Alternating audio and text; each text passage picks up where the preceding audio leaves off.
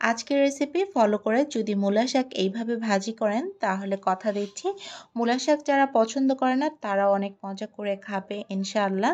আসসালামু আলাইকুম। আজকে শেয়ার করছি মূলা শাক ভাজি রেসিপি।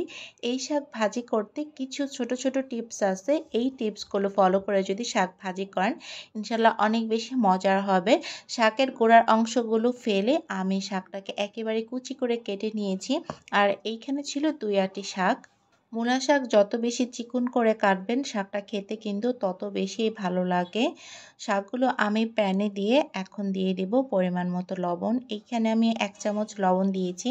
আর সিদ্ধ করার সময় লবণটা কিন্তু অবশ্যই দিবেন, তাহলে স্বাদটা খেতে ভালো লাগে। আর এখানে দিয়ে দিচ্ছি 7-8টা কাঁচামরিচ। তারপরে সিদ্ধ করার জন্য দিয়ে দিচ্ছি 1/2 কাপ পানি। শাক সিদ্ধ দিলে এমনিতেও কিন্তু শাকের ভিতর থেকে প্রচুর পানি ওঠে, তাই 1/2 কাপ পানি দিয়েছি। আর এই পানিটা আমি ফেলে দেব না। অনেকেই শাক সিদ্ধ করার পরে পানিটা ফেলে দেয়। যারা মূলা শাকের গন্ধটা পছন্দ করেন না তারা পানিটা ফেলে দিতে পারেন, কিন্তু আমি ফেলে দেব না। পানিটা শুকিয়ে তারপরে আমি সিদ্ধ করে নিব। 10 থেকে 15 মিনিট সিদ্ধ করলেই কিন্তু শাকটা পুরোপুরি সিদ্ধ হয়ে যাবে। আর দেখেন সিদ্ধ করার পরে কিন্তু মাশাআল্লাহ শাকের কালারটা একদম ঠিক আছে, এখনও সবুজ আছে, কালারটা কিন্তু চেঞ্জ হয়নি। আর শাকটাও সিদ্ধ হয়ে গিয়েছে। এখন আমি প্যানে দিয়ে দিচ্ছি পরিমাণ মতো সয়াবিন তেল। আর যে কোনো শাক ভাজির সময় তেলটা একটু বাড়িয়ে দিবেন, তাতে শাকের টেস্টটা কিন্তু অনেক ভালো আসে। তারপরে দিয়ে দিচ্ছি 6-7টা শুকনো মরিচ। এখানে আমি মরিচগুলোকে মাঝখান থেকে ভেঙে তারপরে দিয়েছি। মরিচগুলো মুচমুচে করে ভেজে নিয়ে এখন দিয়ে দিচ্ছি 2টা রসুন কুচি। তারপর দিয়ে দিচ্ছি 2টা পেঁয়াজ কুচি। পেঁয়াজ আর রসুনটা একটু বাড়িয়ে দিলে এই শাকটা ভাজি করলে কিন্তু অনেক মজা লাগে, তাই আপনারাও পেঁয়াজ রসুনটা একটু বাড়িয়ে দিবেন। পেঁয়াজ আর রসুন আমি খুব ভালো করে একদম লাল লাল করে ভেজে নেব, তাহলে কিন্তু খেতে শাকটা অনেক বেশি মজার লাগে। আপনাদের কাছে যদি আমার আজকের ভিডিওটা ভালো লাগে প্লিজ আমার ভিডিওতে একটা লাইক করে দিবেন এবং কমেন্ট করে আমাকে জানাবেন আপনাদের কাছে কেমন লেগেছে আজকের রেসিপি। আর ভালো লাগলে সাবস্ক্রাইব করে আমার পাশে থাকতে পারেন।